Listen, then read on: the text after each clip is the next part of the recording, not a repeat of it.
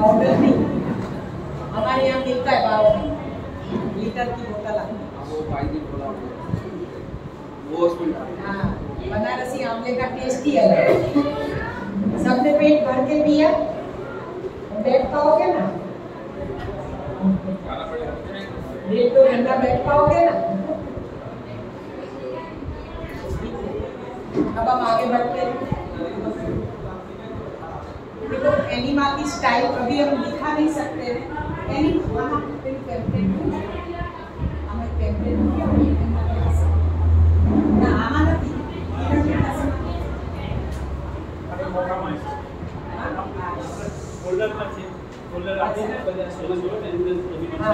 तो देखो ये जो आपको थैली दी गई है ना, उसके अंदर एक पैम्फलेट है, उसके अंदर एनिमा की स्टाइल दिखाई गई है।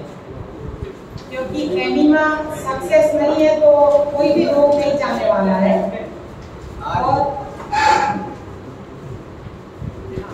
और तपस्या ना हमेशा सेमिनार में होती है, घर पे नहीं होती। भगवान बुद्ध और महावीर को भी घर छोड़ना पड़ा था, तो फिर हम तो मामूली इंसान हैं, तो फिर हमें कुछ दिनों के लिए घर छोड़ के लॉन्ग सेमिनार करना पड़ेगा, तो ही आप ये पूरी लाइफस्टाइल सीख पाओगे। अपने आप पे जब अनुभव करोगे तो पता चलेगा कि नहीं इसमें भूखा नहीं रहना होता। ये है ऐसे ऐसे पैम्फलेट होंगे, इसमें मुद्राएं हैं अलग अलग, सो के लेफ्ट साइड, राइट साइड, उल्टा सीधा सो के, है ना। ये डॉग स्टाइल है, नमस्कार मुद्रा। तो ऐसे मुद्रा में एनिमा लिया जाता है तो अपना इंटेस्टाइन साफ होता है। ये एनिमा पॉट के अंदर ही आता है ये पैम्फलेट। पोजीशन हमेशा टॉयलेट सीट के ऊपर लेनी होती है और फिर आपको मुद्रा करनी होती है। तो पहले तो एक बार तो जैसे रूटीन लेटरिन हो आए, फिर आपको जैसे पहला प्रेशर भले बैठ के ही ले लो, लेकिन दूसरी बार में फिर आपको नीचे घुटनों के बल अपने टॉयलेट सीट से ऊपर, जो लेट सकते हैं वो, जो जिनको घुटनों का दर्द है, जो घुटनों के बल नीचे नहीं बैठ सकते हैं, उनको चेयर के ऊपर ही झुक जाना है, जितना झुक पाओ नीचे, समझे आप? ऐसे ऐसे जितना झुक पाओ झुक जाओ।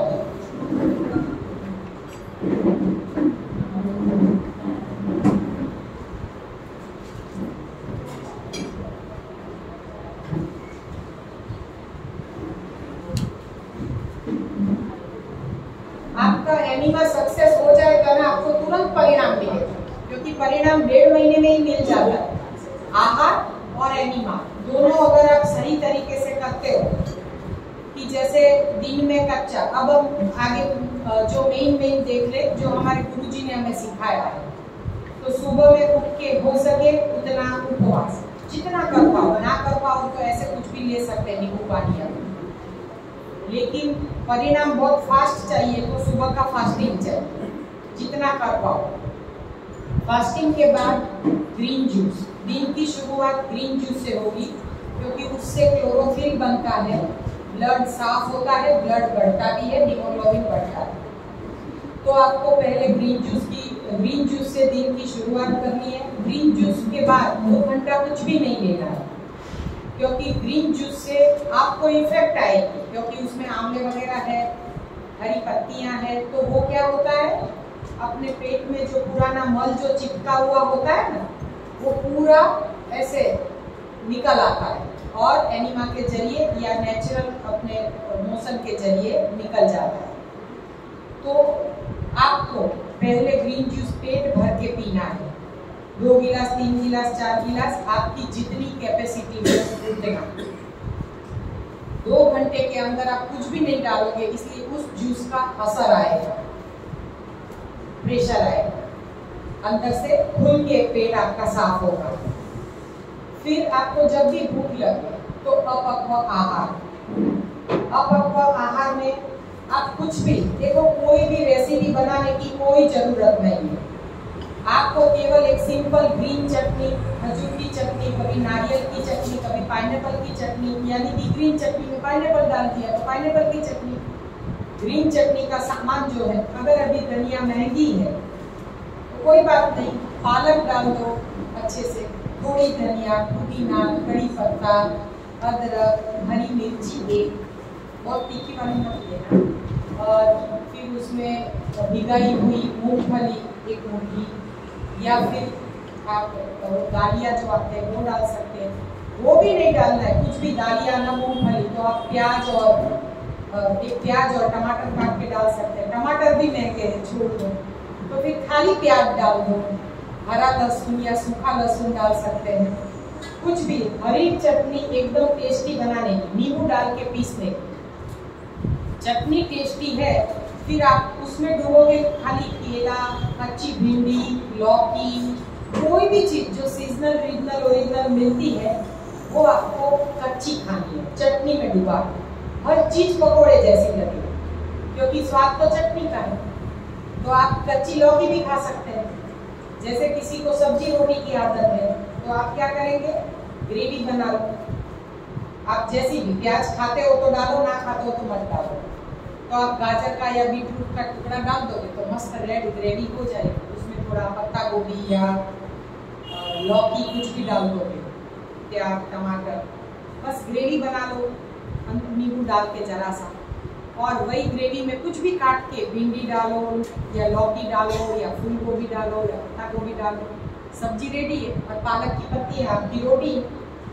ये दोपहर का भोजन है, पालक की पत्ती ले लो और सब्जी रोटी खा लो। कुछ दिनों में आपका ये सब हट जाएगा, फिर कुछ नहीं करना है। इतना वक्त कैसे है, कितने किसको बनाने में, हम कभी कुछ भी नहीं बनाते, इतना आता है। फिर हमारा तो 12 बजे ग्रीन जूस, 2 बजे रेड जूस, भूख लगी तो, वरना हम अब घड़ी नहीं देखनी है। शुरुआत में घड़ी देखनी है, फिर घड़ी नहीं देखनी है जब आप निरोग हो जाओ, जब भूख लगे। लेकिन परमात्मा ने दिया हुआ, प्रकृति ने दिया हुआ वैसे का वैसे हमें लेना है। जूस, फ्रूट, सैलेड कुछ भी काट पीट के ले सकते हैं उसको, जैसे आपने एप्पल काटा और खाया तो बात अलग है। लेकिन कोई रेसिपी बनाने की कोई जरूरत नहीं, केवल सैलेड काफी है। दोपहर रेसिपी बनाओगे तो घर में झगड़े शुरू हो जाएंगे, क्योंकि देखो, आप अगर अपने कुक को भी बोलते हो ना कि रोज 2 रेसिपी खाली बना के दो, वो 15 दिन में आपका काम छोड़ के चला जाएगा, क्योंकि ये इतना जफा कौन करे। सबसे अच्छा है केला है, रासबेरी है, मैंगो है, जो भी आता है, जब भी भूख लगी काट के खा लिया, खीरा, टमाटर, जो भी है, चटनी बना ली, चटनी में खा लिया। हमारे चौहान साहब तो कभी कुछ भी बनाई हुई आइटम छूते भी नहीं, जो भी है खुद छील के खुद खाएंगे। और ज्यादातर चीजों को वो चबा चबा के कुछ उसका बाहर निकाल देते, केवल उसका रस ही लेते। तो हम ये नहीं कहते कि आप केवल रस लो, भले खा जाओ, लेकिन हर चीज को कुदरती तरीके से लो। आप कितना भी, आप भले 2 केला भी खाओगे तो भी आपका वेट नहीं बढ़ेगा। खाने में आप ऐसा घबराना मत कि मैं केला खा लूंगा तो मेरा शुगर बढ़ जाएगा, उसमें फ्रुक्टोज है। एकदम गला हुआ केला खाओगे तो बढ़ेगा शुगर, लेकिन नॉर्मल केला खाओगे जो पका हुआ है लेकिन एकदम गदगद नहीं है, तो उससे नहीं बढ़ता है, क्योंकि कोई भी मीठे फल में फ्रुक्टोज रहता है, शुगर नहीं, फ्रुक्टोज है। और फिर आप उसको प्रोसेस करके खाते हो तो आपकी शुगर बढ़ती है। तो जब भी शुगर बढ़ती है तब हमें खास ध्यान रखना है कि ग्रीन जूस के ऊपर ज्यादा भार दें। जब आप ग्रीन जूस बनाते हो ना, फ्रेश जूस पीना सबसे अच्छा है, लेकिन ग्रीन जूस में बहुत जफा है, तो ये बार बार नहीं बना सकते। एक बार बना दिया, बोतल भर के फ्रीज में रख दिया, चलता है, कोई बात नहीं। तो जब आप ग्रीन जूस आप पेट भर के पी लिए, बच गया, बोतल में भर के या किसी बर्तन में भर के आपने फ्रीज में रख दिया, जब पीना है थोड़ी देर पहले निकाल दो और सादे पानी में जरा सा वो बर्तन रख दोगे तो नॉर्मल हो जाएगा। ज्यादा चिल्ड मत पीना, हल्का सा ठंडा पी सकते हो। फिर आप सैलेड खाओगे ग्रीन जूस के बाद, जितनी बार हो सके उतनी बार पहले ग्रीन जूस पी लो, उसके बाद आप रेड जूस भी हमने बताया वैसे आप पी सकते हैं, सफेद पेटे का, संतरे का, पाइनएप्पल का, जो भी है। पाइनएप्पल से मैक्सिमम वेट लॉस होता है। लेकिन पाइनएप्पल का जूस पीना है तो एक ध्यान रखना है, पाइनएप्पल पका हुआ चाहिए। उसमें राजा और रानी दो आते हैं।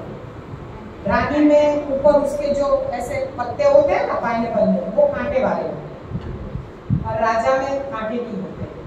पाइनएप्पल में कांटे होते हैं पत्तों में, राजा होता है वो येलो कलर का, जब पकता है ना तो येलो कलर बनता है, और रानी ऑरेंज, और वो थोड़ी सी पतला पाइनएप्पल होता है, और जो एकदम मोटा होता है वो राजा होता है। आपको जो पसंद आए, लेकिन पाइनएप्पल पक जाए और उसमें से खुशबू आएगा, ढीला नहीं होना चाहिए, पक जाना चाहिए, तब उसका जूस पीजिए।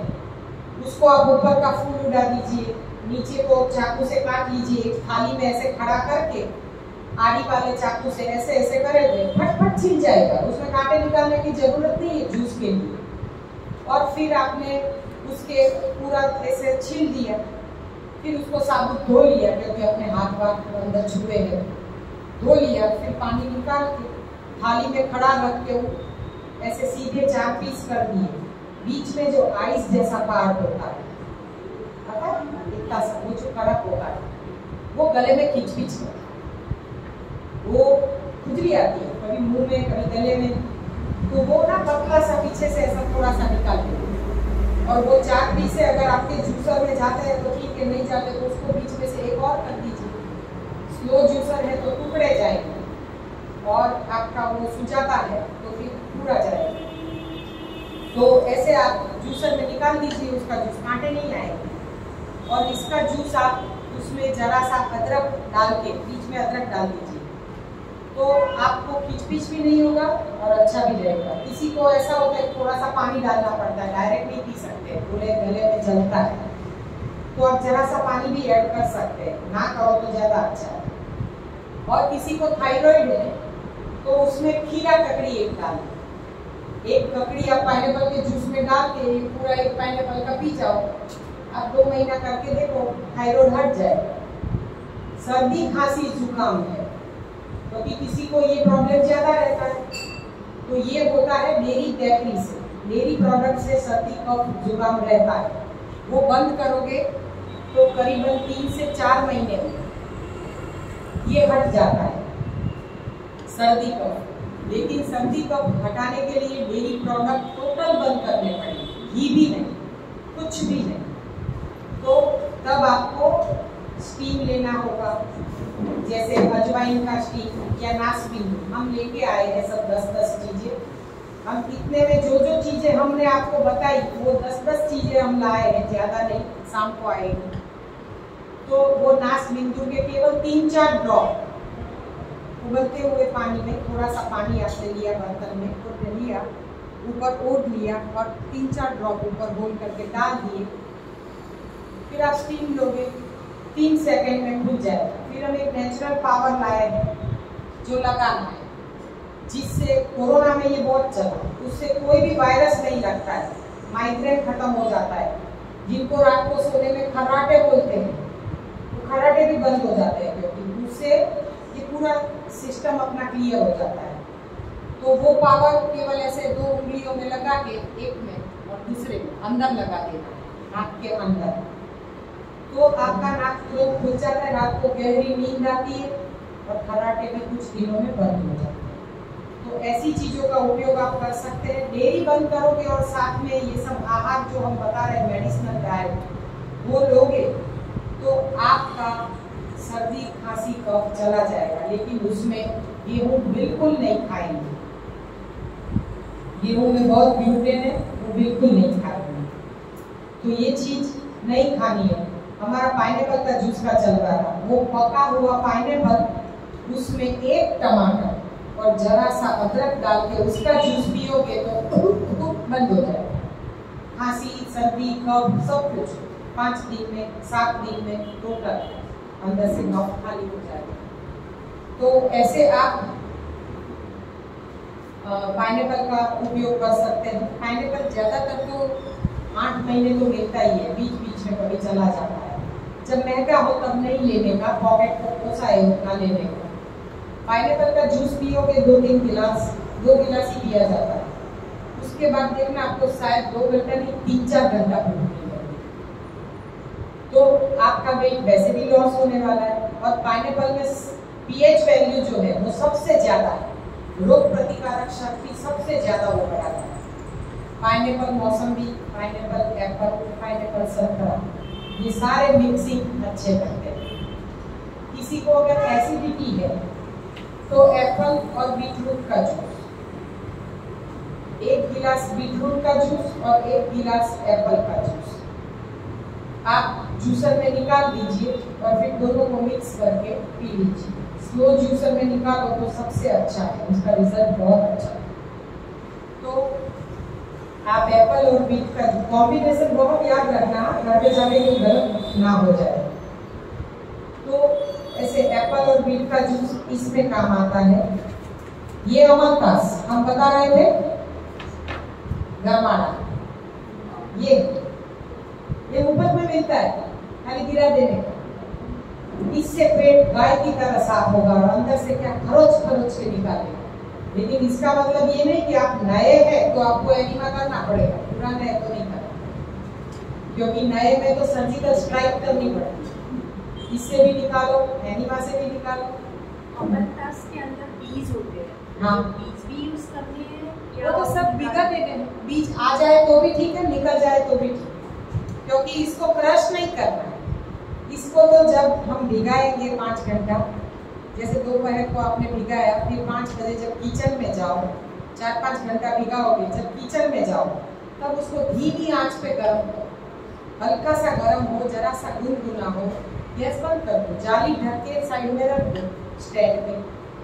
फिर जब आपका काम खत्म हो जाए तब ठंडा हो गया होगा, फिर उसको हाथ से आहिस्ता आहिस्ता मसलना है, क्योंकि इसके ऊपर उसका जो होता है ना, जो अंदर चीज गुड़, वो उसके ऊपर चिपका होता है, वो प्लास्टिक जैसा होता है। वो जैसे ऐसे करने जाओगे ना तो लग जाएगा आदमी, तो ऐसे ऐसे आहिस्ता आहिस्ता करोगे वो सारा गुड़ उससे निकल जाएगा, वो रह जाएगा प्लास्टिक जैसा। फिर उसको जो छेद वाला कटोरा होता है जिसमें हम पोहे धोते हैं, उसमें से ऐसे चमचा एक गोल वाला लेने का, जिससे हम दाल वगैरह लेते हैं, ऐसे ऐसे कर दो, पानी निकल गया नीचे कटोरे में, ऊपर थोड़ा पानी डालो क्योंकि अभी गुड़ चिपका है, थोड़ा पानी डालो, हिलाओ, फिर निकल गया, थोड़ा पानी डालो और करो, एकदम वो प्लेन क्रीमिश या वाइट हो जाए, फिर उसको फेंक देना है ऊपर जो है। और वो वाला सब कुछ मिला के एकदम पतला मत करना, पतले का इफेक्ट नहीं आएगा, मीडियम है। बस 1 कटोरी या 100 ml, आधा गिलास, उससे ज्यादा नहीं, वरना अंदर से उठोगे नहीं। 6 घंटे के बाद फिर उधर ही बैठे रहना पड़ेगा, क्योंकि बार बार आपको जाना पड़ेगा। और कैसा निकलेगा आप सोचो, आपने सोचा भी नहीं होगा कितना मल निकलेगा।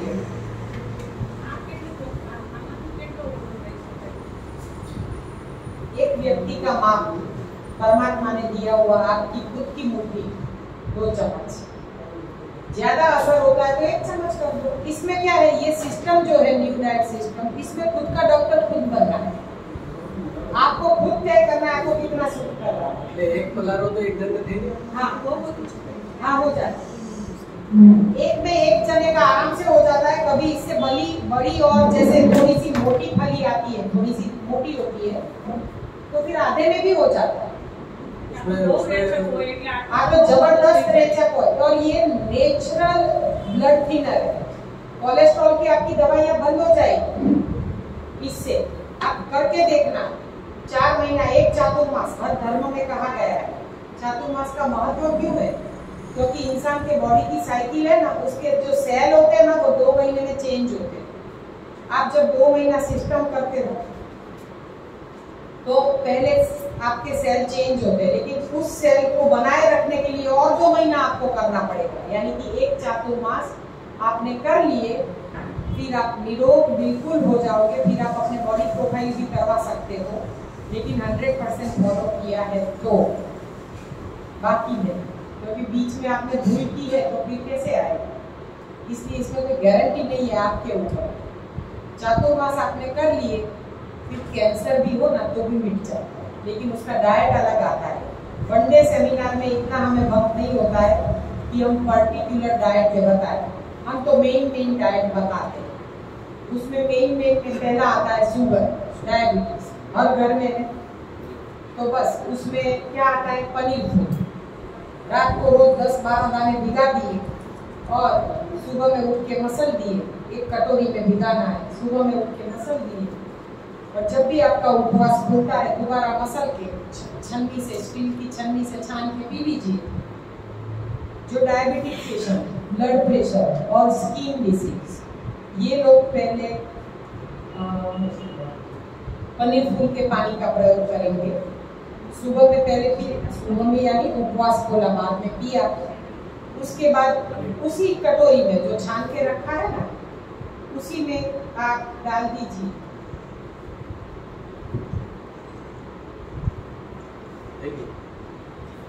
पनीर फूल। कैसे? पनीर डोडा बोलते हैं।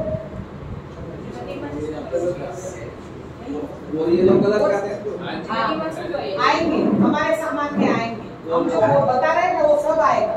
हेज़लनट भी आएगा दूध बनाने के लिए, उससे रेस्पिरेटरी सिस्टम पूरी क्लियर हो जाती है, उसमें B12 भरपूर है। वो रात को पिसाना है ना पनीर? हाँ, पनीर फूल रात को। डायबिटीज 10-12 दाने, सीवियर डायबिटीज, बीपी और स्किन डिसीज 5-7 दाने, उसके जो होता है ना छिलके वगैरह सब ले लेंगे। वो पिसा के छान के पीना है। हाँ, सुबह में मसल ऐसे करना है। तो ये पनीर फूल स्किन डिसीज में, सोराइसिस, एक्जिमा, सब में बहुत काम करता है। इवन पिगमेंटेशन में, उसमें भी ये भी दाग भी चले जाएंगे आपके। तो कोई भी किस्म का दाग, खाज, खुजली जो भी हो, उसमें ये एकदम साफ कर देता है। इसको लेना पड़ता है 3-4 महीने। तो और डायबिटिक पेशेंट को समझो चातुर्मास को लेना पड़ेगा, लेकिन उसके बाद भी उसको कभी कभी लेना पड़ेगा। तो ऐसे आप ले सकते हैं। फिर उसको पहला जो जूस लेगा, ग्रीन जूस, वो तो लेना है, लेकिन उसमें करेले मिक्स नहीं करने। लोगों को क्या बोलते हैं कि करेले का जूस बोलते हैं, तो लोग ग्रीन जूस में ही करेला डालते हैं, वो गलत है। करेले का जूस या तो अकेले पिया जाता है, या ककड़ी, करेला, टमाटर, ये 3 ही कॉम्बिनेशन होते हैं। उससे करेला किसी में मिक्स नहीं होता है, कभी भी मत करना वरना गलत रिजल्ट पाओगे। करेला रेचक है, ये नेचुरल, आपको कॉल भी आएगा, इससे डायरिया जैसा लगे तो भी चिंता मत करना, आपका फिजूल का मल है वो ही निकालेगा, तो वो भी आप ले सकते हैं। जिसको कोलेस्ट्रॉल ज्यादा है वो लोग लहसुन का उपयोग करें जूस में, 2 पीस डाल खाते हैं तो। और बीट भी डाल सकते हैं उसमें, जूस में बीट भी डालते हैं तो। हम तो ग्रीन में ग्रीन डालते हैं, रेड में रेड डालते हैं, क्योंकि वो कलर फिर ब्राउन होता है ना, देखने से पीने का मन नहीं करता है। तो एक बार रेड जूस, गाजर, बीट, टमाटर, एप्पल, अनार, जो भी आपको डालना है, सफेद कद्दू उसमें डाल देते हैं ना, तो मीठा बनता है और बहुत अच्छा, और थोड़ा यानी कि उसका लिक्विड फॉर्म थोड़ा ज्यादा, सब कुछ जूसर में ही निकालते हैं। तो ऐसे आप पी सकते हैं। तो डायबिटीज में गिलोय, नीम गिलोय आती है ना, नीम गिलोय, तुलसी और हल्दी, केवल डायबिटीज नहीं, ये काम करेगा बॉडी पेन, केवल शुगर में नहीं, जिनको भी बॉडी पेन रहता है शाम को 4-5 बजे नीम गिलोय, ये काढ़े में हमने गिलोय डाली है, गुलेटी भी डाली है। तो नीम गिलोय एक ऐसी औषधि है जो हर रोग में काम करती है, और उसका सत्व आता है, गिलोय का सत्व 10 केजी नीम गिलोय की लकड़ी में से केवल 10 केजी या 20 केजी, उसमें में से 10 ग्राम निकलता है सत्व। वो बहुत इफेक्टिव है, वो बहुत ताकत देता है। लेना कितना है, 2 घूंट जूस, उसमें 1 पिंच, इतना ही। फिर एलर्जी देखो, और उससे काफी बदलाव भी आएगा बॉडी में। नीम गिलोय के साथ क्या डालें? हल्दी, तुलसी, फ्रेश। आपके पास अगर सत्व नहीं है और आपके पास नीम गिलोय की लकड़ियां हैं, तो आप नीम गिलोय की लकड़ियां इतनी ले ले, एक बैग जितनी, उसको अच्छे से पहले धो ले, फिर कूट ले, और ऐसे करके उसको डुबा दे 1 गिलास पानी में, सुबह में, और शाम को आप वही पानी में वो लकड़ी जो है उसको मसल के बाहर निकाल ले, छान ले पानी, फिर उसमें चुटकी भर 2 पिंच हल्दी और 5 या 10 पत्ते, गर्मी के मौसम को देखते 10 पत्ते तुलसी के धो के कूट के डाल दो और वो पी जाओ और चबा जाओ। देखो आपके हर रोग चले जाए। जिनको जैसे नहीं कभी जीर्ण बुखार रहता है, वो बुखार बिल्कुल हट जाता है इससे। तो ऐसे छोटे छोटे प्रयोग है कि जिससे आप बिना दवाई के निरोग रह सकते हैं।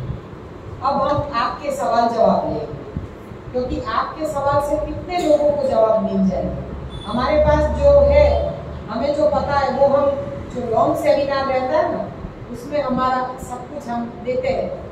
1 डे में सब कुछ देना मुश्किल है। तो अभी आप अपना बताएं कि आपको क्या सवाल है, आप खड़े होके बता सकते हैं ताकि काफी को इसमें जवाब हो।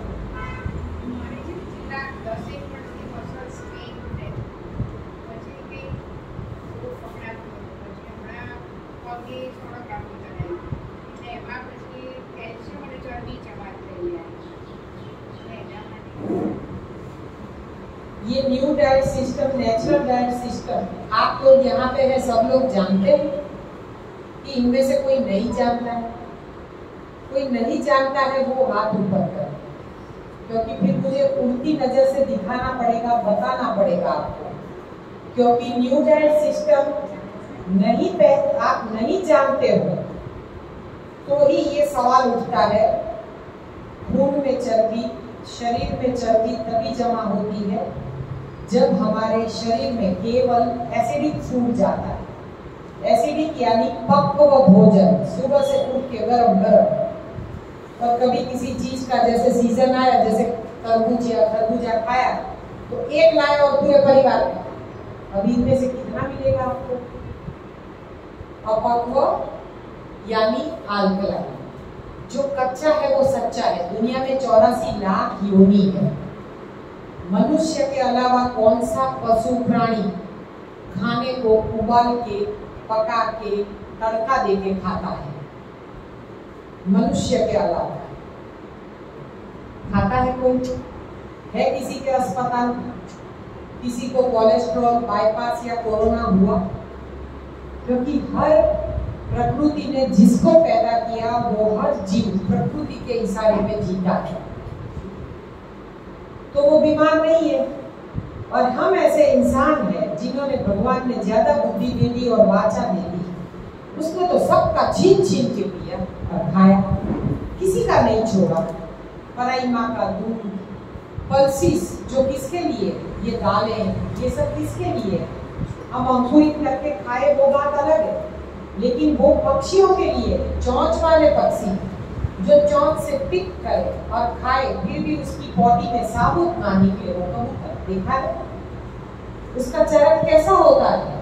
एकदम पतला, क्योंकि वो चने की दाल या बाजरा जो भी है चुभता है, लेकिन उसका बॉडी बिल्कुल एकदम पतला निकलता है, उसमें दाने नहीं निकलते, यानी उसको वो हजम कर सकता है। हम हजम नहीं कर सकते। हमने क्या किया? इसका आटा बनाया, फिर उसका रोटला या रोटी बनाई, फिर उसको खाया, वो चिपक गए, इसीलिए हमें रोग हुए। तो जब हमें रोग हुए 40 तक हम ठीक है,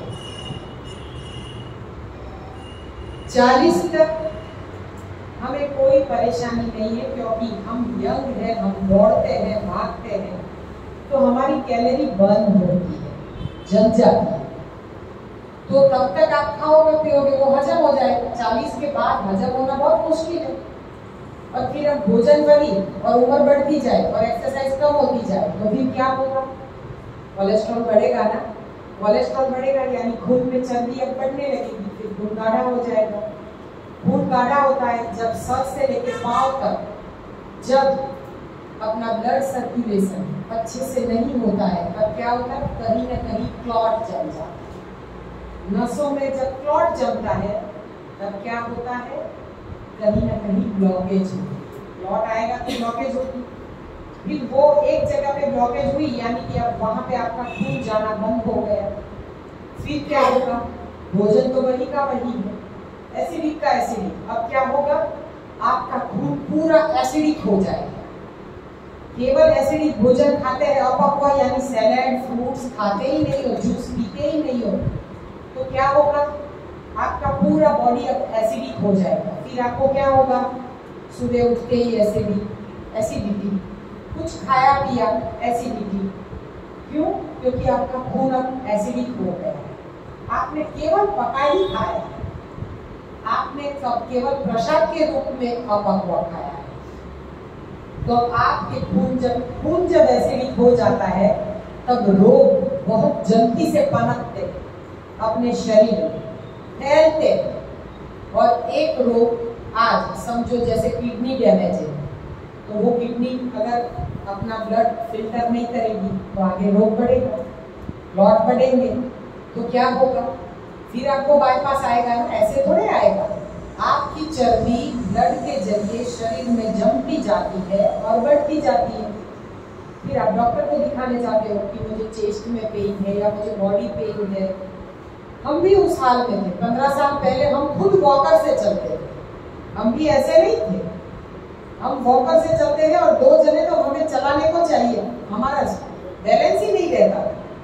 हमें हमारे गुरुजी पूज्य बीबी चौहान साहब ने खड़ा किया है। हम 50 दिनों तक केवल अंगूर पे रहे थे, तब हम भरतनाट्यम करने लगे, वरना हम तो बेड पे थे। हमें तो करवट बदल लिए ना तो भी 2 जने चले। और 85 kg हमारा वजन था। गोलियां खा थे, दिन में 40 टैबलेट खाते थे, कम नहीं। Severe migraine, spondylitis, frozen shoulder, एक एक्सीडेंट में गिरने की वजह से L4 L5 में गैप, पूरा कर्व, लास्ट स्पाइन में क्रैक आज भी है। फिर भी आज तो माधुरी लाओ या दीपिका लाओ, साथ में डांस करो, कोई परेशानी नहीं है, क्योंकि आहार ऐसा है कि बॉडी पूरा फ्लेक्सिबल कर दिया। और लास्ट स्पाइन में क्रैक, साइटिका, चलूं तो घुटनों में टिक टिक आवाज आती थी, हड्डियों में पानी भर जाता था, लिगामेंट बार बार क्रैक हो जाते थे, B12, B3, हीमोग्लोबिन, कैल्शियम बिल्कुल कम। और सुबह उठते ही चक्कर आते थे, नीचे पैर रखूं तो जैसे कांटे चुभते हैं वैसा, बैलेंस नहीं। और एसिडिटी तो पूछो ही मत, उठ के ही रेंटेक 150, और कभी गर्दन जकड़ जाए, कभी पैर जकड़ जाए तो डेन-MR, डेन-P। अरे कितनी गोलियां खाइए, पूछो ही मत। एमवे के सप्लीमेंट्स, प्रोटीन पाउडर, कैलमेट की डेली, पता नहीं क्या क्या लिया, किस किस में मेंबर बने, कितनी दवाइयां खाई, लेकिन परिणाम कहाँ। 5 साल भटकते रहे, एलोपैथ, होम्योपैथ, आयुर्वेद, घरगथ्थू, नेचुरोपैथ, जोशी वैद्य, सब कुछ किया, कुछ भी छोड़ा नहीं। जब तक लिया तब तक ठीक है, बाकी दूसरे दिन अगर गोली भूल गए तो फिर उठोगे नहीं। और खुद नहीं उठ पाते थे, छोटे छोटे 2 बच्चे थे, कौन संभाले।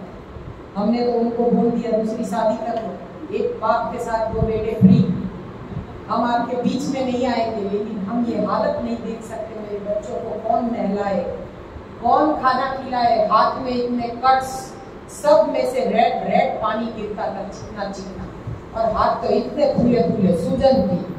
और यूं करो, इतनी गोलियां खाके इतने रोगों को दबाती थी, तो उसका साइड इफेक्ट कुछ तो आएगा ना, वो स्किन डिजीज।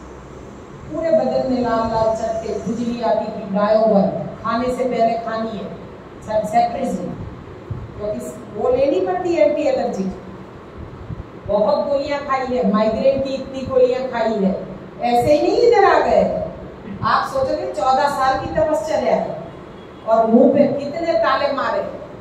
शादियों में तो हम भी जाते हैं, लेकिन अब पता चल गया है कि हमारा रास्ता क्या है। जब इंसान को नेचुरोपैथी और प्रभु का मार्ग मिल जाता है ना, तब उसे गलत चीजें ना साइड रह जाती। हमने आज तक जिंदगी में कभी पिज्जा चखे नहीं, कभी कोल्ड ड्रिंक नहीं पिया, कुछ भी नहीं, हम लेते ही नहीं, हमें इच्छा ही नहीं होती। हमारे माता पिता ने हमें कभी वो दिया ही नहीं। तो ये संस्कार माता पिता देते हैं। हर बच्चे के रोल मॉडल उसके माता पिता होते हैं।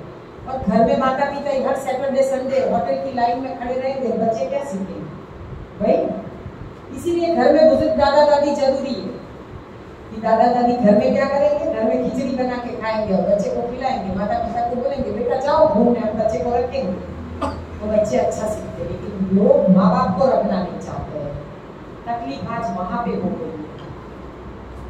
तो हम भी काफी रोगों से पीड़ित थे। हम अपने बच्चे को रोज पैर के उल्टे हाथों से उठाते।